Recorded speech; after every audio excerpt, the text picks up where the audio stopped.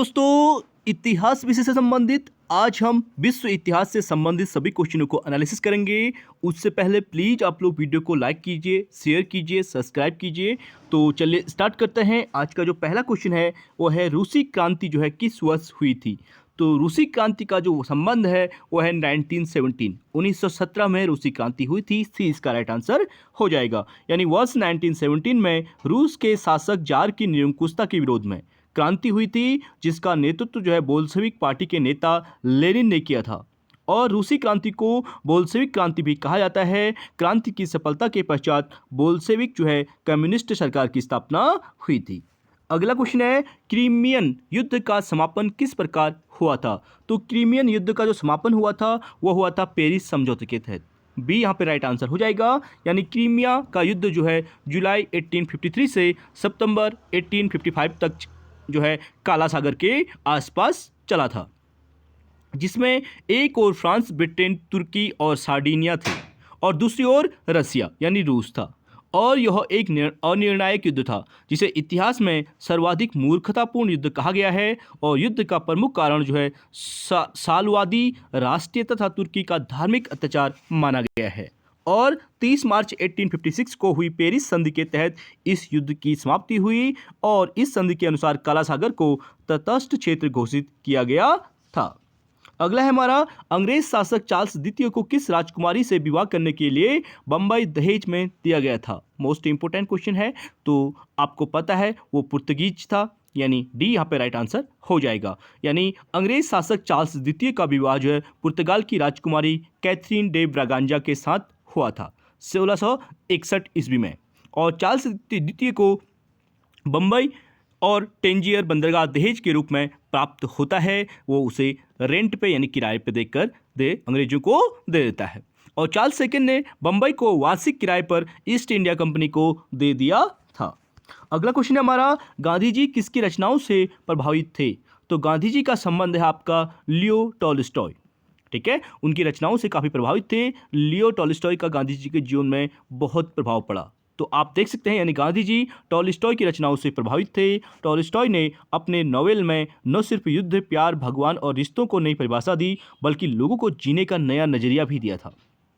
गांधी ने अहिंसा पर अमल करना टॉलस्टॉय से ही सीखा था। महात्मा गांधी ने उन्हें आधुनिक युग का सबसे बड़ा ऋषि बताया है। और टॉलस्टॉय के प्रभाव में गांधी जी ने ईसाई मत के नैतिक और अराजकतावाद के सिद्धांत को अपनाया है।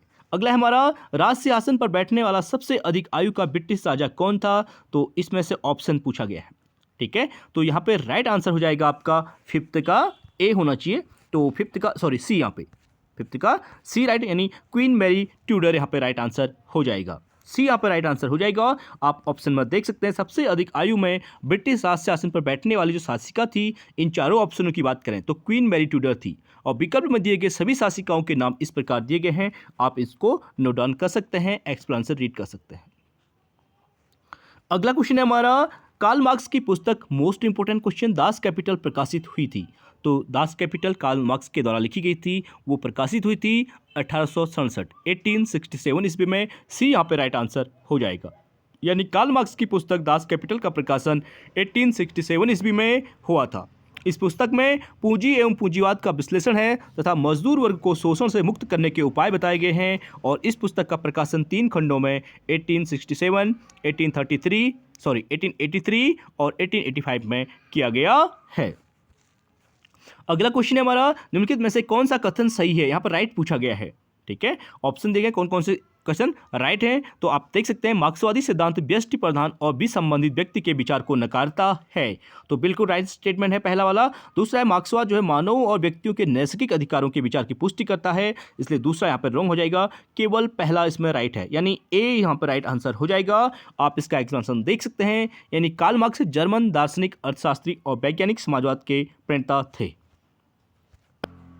मार्क्सवाद क्रांतिकारी समाजवाद का ही रूप है। यह आर्थिक और सामाजिक समानता में विश्वास रखता है। अतः मार्क्सवाद सभी व्यक्तियों की समानता का दर्शन है। और मार्क्सवाद की उत्पत्ति खुली प्रतियोगिता, स्वतंत्र और पूंजीवाद के विरोध के कारण हुई है। अतः मार्क्सवादी सिद्धांत जो है व्यष्टि प्रधान और विसंबंधित व्यक्ति के विचार को नकारता है। अगला क्वेश्चन है हमारा स्टेटमेंट से संबंधित क्वेश्चन है। यहाँ पे आगे 2-3 क्वेश्चन स्टेटमेंट से संबंधित है, यानी कथन पहला और दूसरा दिया गया है। तो आपको बताना है कौन सा राइट है, कौन सा रॉन्ग है, या दोनों राइट है या दोनों रॉन्ग है। तो देख लेते हैं, आप स्टेटमेंट को देख सकते हैं। पहले वाले में दोनों कथन राइट है और स्पष्टीकरण राइट है। दूसरे वाले में दोनों कथन क्या है, राइट है लेकिन स्पष्टीकरण सही नहीं है। तीसरे में पहला सही है, दूसरा रॉन्ग है। और डी में पहला कथन असत्य है, दूसरा राइट है। तो आप अगले क्वेश्चन की बात करेंगे तो स्टेटमेंट है हमारा, वियतनाम युद्ध में अमेरिकी लोगों ने सघन वनों और कृषि क्षेत्र के बड़े भूभाग में एजेंट ऑरेंज जैसे शक्तिशाली डेफोलियांट्स का प्रयोग किया था। और कथन सेकंड है, डेफोलियांट्स लड़ाई के अत्यंत खतरनाक हथियार होते हैं जो वनों और कृषि क्षेत्र को वीरान बना देते हैं। तो यहाँ पे दोनों स्टेटमेंट बिल्कुल राइट हैं और एक्सप्लेनेशन बिल्कुल राइट है, स्पष्टीकरण सही है। ए यहाँ पे राइट आंसर हो जाएगा, यानी पहला और दूसरा राइट है और कथन एक दूसरे का स्पष्टीकरण भी सही है। आप देख सकते हैं वियतनाम युद्ध में अमेरिकी सैनिकों ने जो है गोरिल्ला छापामार युद्ध से बचने के लिए सघन वनों एवं कृषि क्षेत्र पर खतरनाक रसायन जो है डेफोलिएंट्स का प्रयोग किया था। डेफोलिएंट्स एक ड्रम में पैक किया जाता है जिसे रंग कोड बैंक के द्वारा चिन्हित किया जाता है।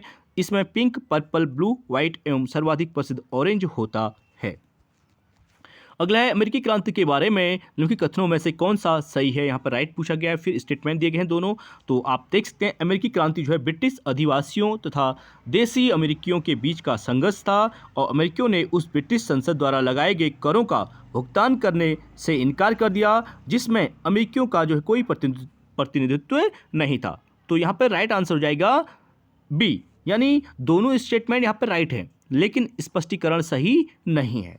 तो बी यहाँ पे राइट आंसर हो जाएगा, यानी अमेरिकी क्रांति 1775 से 1783 के दौरान जनरल जॉर्ज वॉशिंगटन द्वारा अमेरिकी सेना का नेतृत्व करते हुए की गई थी।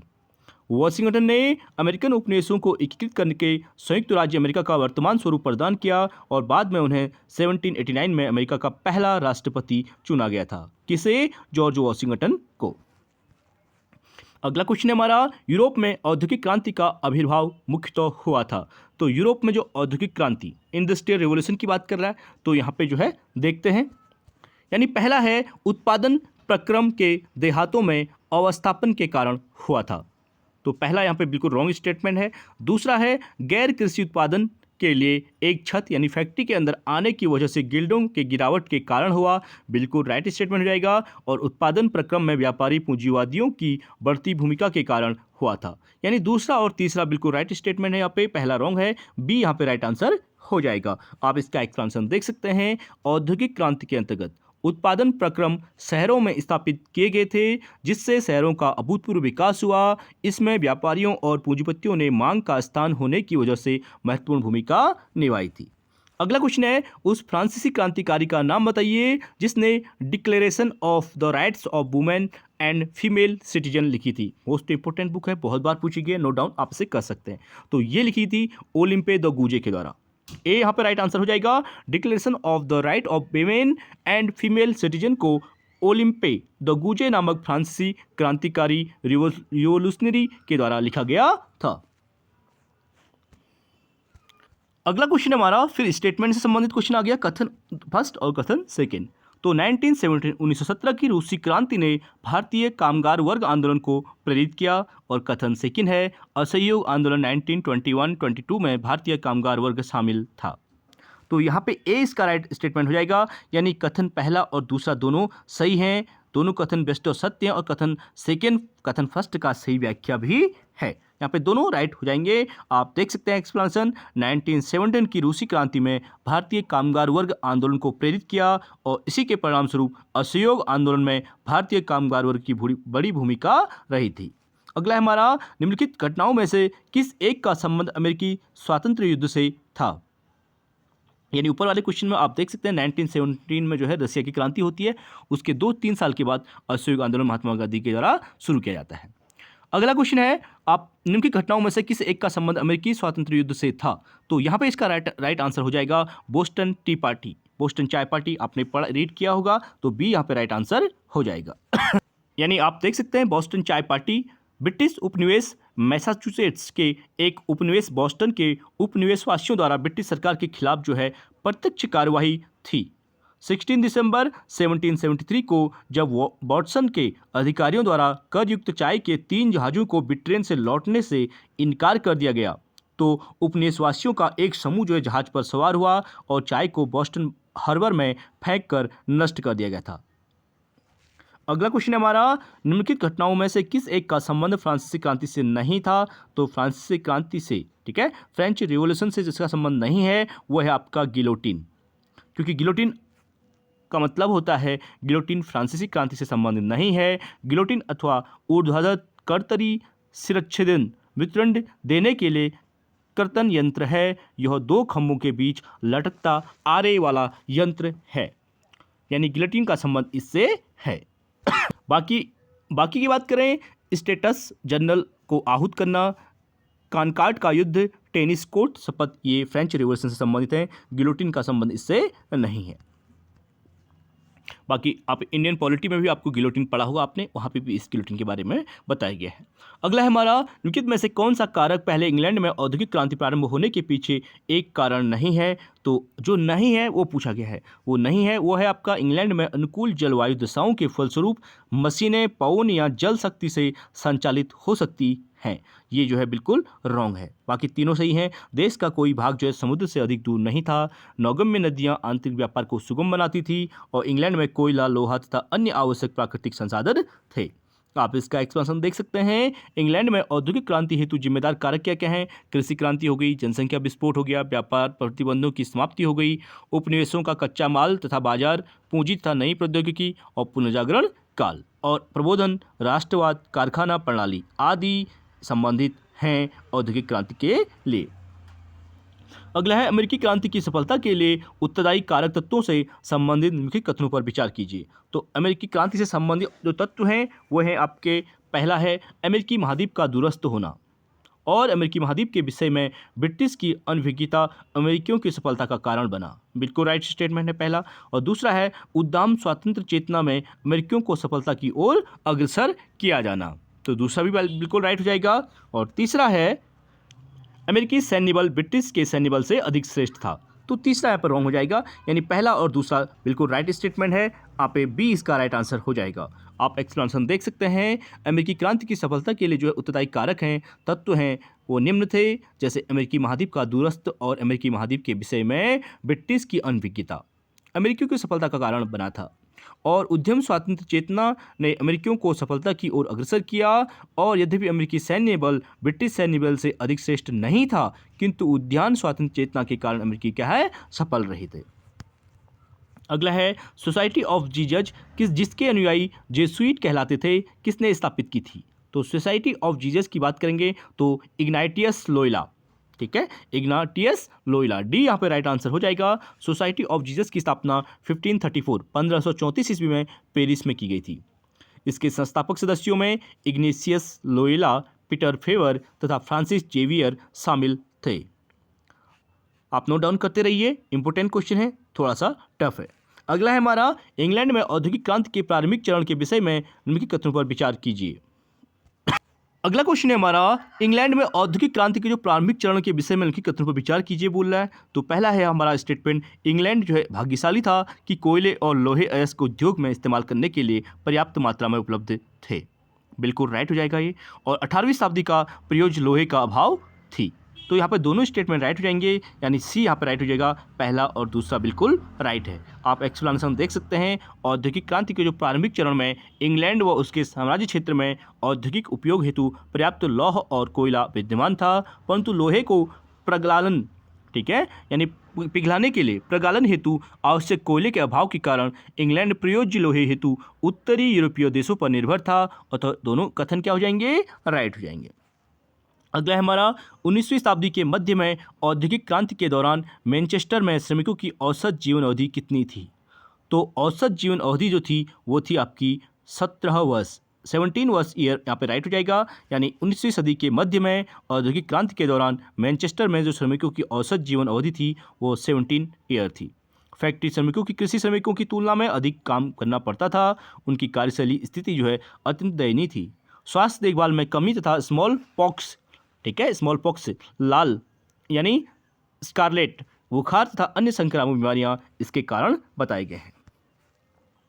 अगला है, जॉर्ज वॉशिंगटन को अमेरिकी सेना का कमांडर इन चीफ कब बनाया गया था? तो 20 क्वेश्चन का राइट आंसर हो जाएगा आपका सी द्वितीय महाद्वीपीय कांग्रेस के दौरान 1775 में। आप देख सकते हैं, यानी द्वितीय महाद्वीपीय कांग्रेस के दौरान 16 जून 1975 को वाशिंगटन को अमेरिकी संयुक्त सेनाओं का जो है प्रधान कमांडर इन चीफ चुना गया था, और इसके बाद 1775 से 1783 की अमेरिकी क्रांति में ब्रिटेन पर विजय हासिल की थी।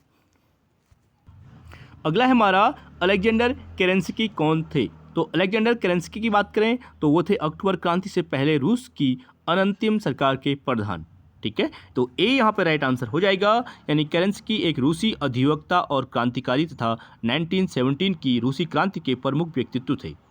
अक्टूबर क्रांति से पूर्व वह रूस की अंतरिम सरकार के प्रधान थे, और अक्टूबर क्रांति के दौरान 7 नवंबर को लेनिन के नेतृत्व में बोल्शेविकों ने उनकी सरकार को उखाड़ फेंका था।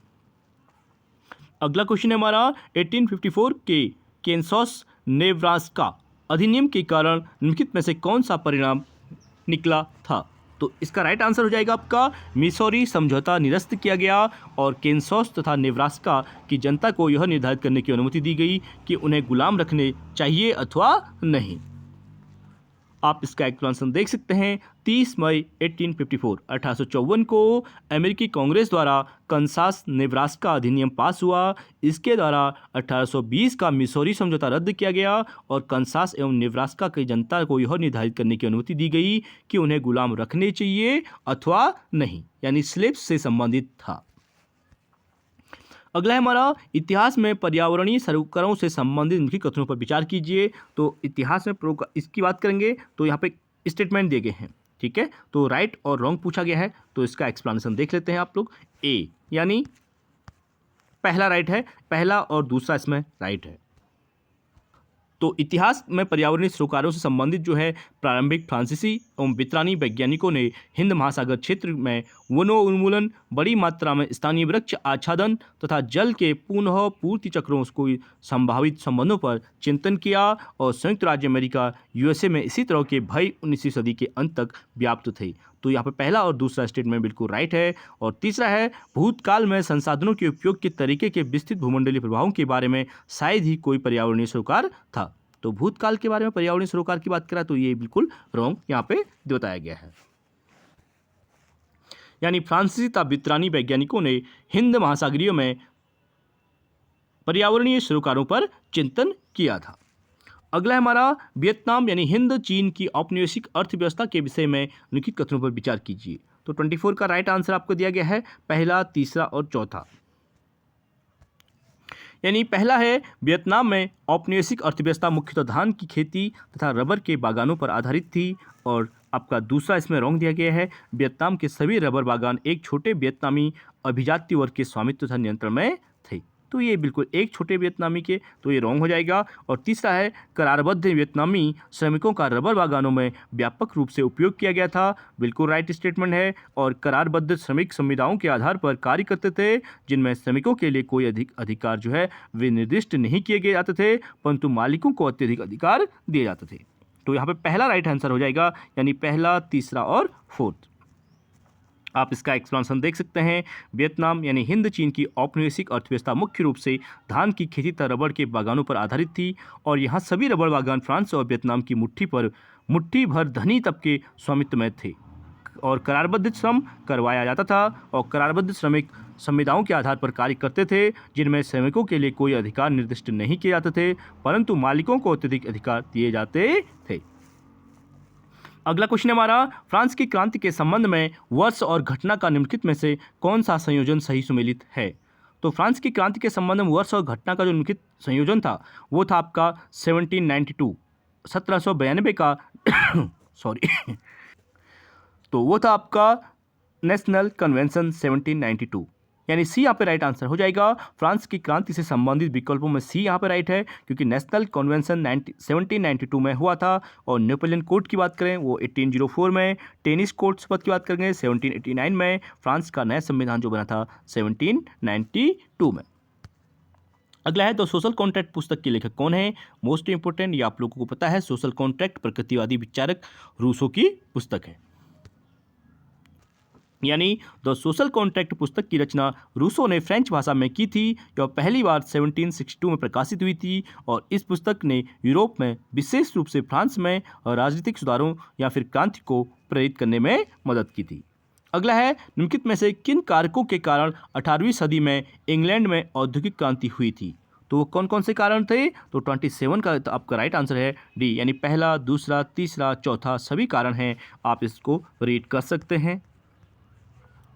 कोयला और लोहे के भंडारों की खोज हुई थी, वाष्प शक्ति की खोज हुई थी, रेलवे का आरंभ हुआ था और कच्चे माल की नियमित आपूर्ति हुई थी। ये सभी इंडस्ट्रियलाइजेशन में जो है कारीगर सिद्ध हुए थे। इंग्लैंड में औद्योगिक क्रांति के लिए सभी कारक उत्तरदायी थे और इस क्रांति की शुरुआत कपड़ा उद्योग से मानी जाती है। अगला क्वेश्चन है, अमेरिकी स्वतंत्रता संग्राम के दौरान 16 दिसंबर 1773 को बोस्टन टी पार्टी से संबंधित निम्नलिखित वाक्यों में से कौन सा एक सही है पूछा गया है। तो यहाँ पे पहला ही राइट हो जाएगा, यानी क्रांतिकारी जो है चोरे छिपे पोतों में घुसे और चाय की सारी पेटियां पानी में फेंक दी। तो ए यहाँ पे राइट स्टेटमेंट हो जाएगा, यानी आप देख सकते हैं बोस्टन टी पार्टी ब्रिटिश औपनिवेशिक मैसाचुसेट्स के, ठीक है, मैसाचुसेट्स के एक उपनिवेश बोस्टन के उपनिवेशवासियों द्वारा ब्रिटिश सरकार के खिलाफ प्रत्यक्ष कार्रवाई थी और 16 दिसंबर 1773 को जब बोस्टन के अधिकारियों द्वारा करयुक्त चाय के 3 जहाज़ों को ब्रिटेन से लौटने से इनकार कर दिया गया तो उपनिवेशवासियों का एक समूह जहाज पर सवार हुआ और चाय को बोस्टन हार्बर में फेंक कर नष्ट कर दिया गया। अगला है, धर्म संधि यानी कांका टेंट के विषय में निम्नलिखित कथनों पर विचार करने की बात कर रहा है। तो भाई यहाँ पे पहला, दूसरा, तीसरा तीनों स्टेटमेंट राइट हैं। यह रोमन कैथोलिक चर्च और राज्य के बीच अनुबंध था, एक समझौता था और पोप बेनेडिक्ट 16 की 2007 की ब्राजील यात्रा के दौरान ब्राजील के राष्ट्रपति ने किसी धर्म संधि पर हस्ताक्षर नहीं किए और जो है 2009 की धर्म संधि होली सी और पुर्तगाल के बीच हस्ताक्षरित हुई थी। तो यहाँ पे तीनों स्टेटमेंट राइट हो जाएंगे, यानी ए यहाँ पे राइट आंसर हो जाएगा। आप देख सकते हैं कंकोर्डेंट पॉप और राष्ट्रों के बीच जो है पवित्र अलायंस के रूप में देखा जाता है। अगला है, निम्नलिखित में से कौन सा एक विषय जो है इतिहास के विषय में मार्क्स के दृष्टिकोण का संक्षिप्त वर्णन करता है। तो कार्ल मार्क्स के विषय में बात कर रहा है, तो यहाँ पे इतिहास शोषक और शोषित वर्गों के बीच संघर्ष का सिलसिला है, ये कार्ल मार्क्स के द्वारा कहा गया था। तो यहाँ पे बी राइट आंसर हो जाएगा। यानी मार्क्स एक साम्यवादी आलोचक थे जिन्होंने वर्ग संघर्ष के सिद्धांत को प्रमुखता दी। उन्होंने इतिहास को वर्ग संघर्ष की प्रक्रिया की उपज बताया था। अगला है, रूसी क्रांतिकारियों ने अपनी विचारधारा किन के सिद्धांतों से व्युत्पन्न की थी। तो रूसी क्रांतिकारियों ने जो अपनी विचारधारा जो है मार्क्स और लेनिन के सिद्धांतों से उत्पन्न की थी। बी यहाँ पे राइट आंसर हो जाएगा, कार्ल मार्क्स और लेनिन। तो चले फ्रेंड्स, आज के लिए इतना ही। तो ये बुक मैंने स्पेशली आप लोगों के लिए वर्ल्ड हिस्ट्री के लिए मंगाई थी, तो मैंने सोचा काफ़ी वर्ल्ड हिस्ट्री इसमें होगा। तो वर्ल्ड हिस्ट्री का एक ही चैप्टर दिया गया है और इतने ही क्वेश्चन हैं। बाकी इसमें एसेंट, मिडवल और मॉडर्न तीनों दिया गया है। वर्ल्ड हिस्ट्री का जो है ज़्यादा पोर्शन नहीं दिया गया है। मैं कोशिश करूंगा अगर वर्ल्ड हिस्ट्री का और कंटेंट मुझे कहीं से मिलेगा तो मैं कराऊंगा आप लोगों को। बाकी वर्ल्ड हिस्ट्री का है मेरे पास, लेकिन वो थ्योरी पोर्शन है, ऑब्जेक्टिव टाइप नहीं है। ठीक है, तो चलिए आज के लिए इतना ही, बाकी नेक्स्ट क्लास में करेंगे। आई होप वीडियो पसंद आएगी। प्लीज़ वीडियो को लाइक शेयर सब्सक्राइब जरूर करें। Thank you so much.